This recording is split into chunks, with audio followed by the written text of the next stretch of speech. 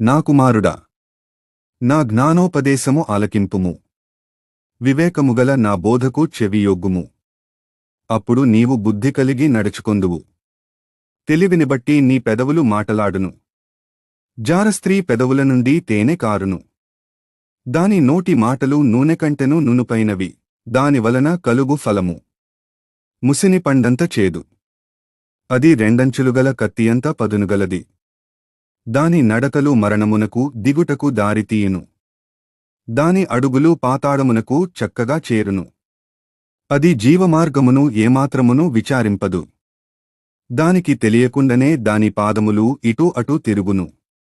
కుమారులారా, నా మాట ఆలకింపుడి. నేను చెప్పు ఉపదేశము నుండి తొలగకుడి.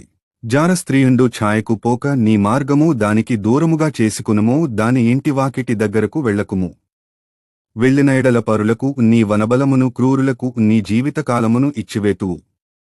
నీ ఆస్తి వలన పరులు తృప్తి పొందుదురు. నీ కష్టార్జితము అన్యుల ఇల్లు చేరును.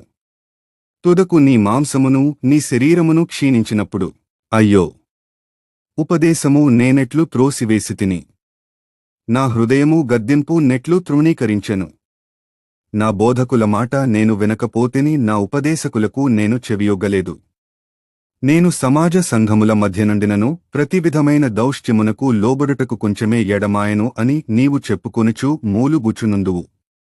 సామెతల గ్రంథము 5వ అధ్యాయము 1వ వచనము నుండి 14వ వచనము వరకు.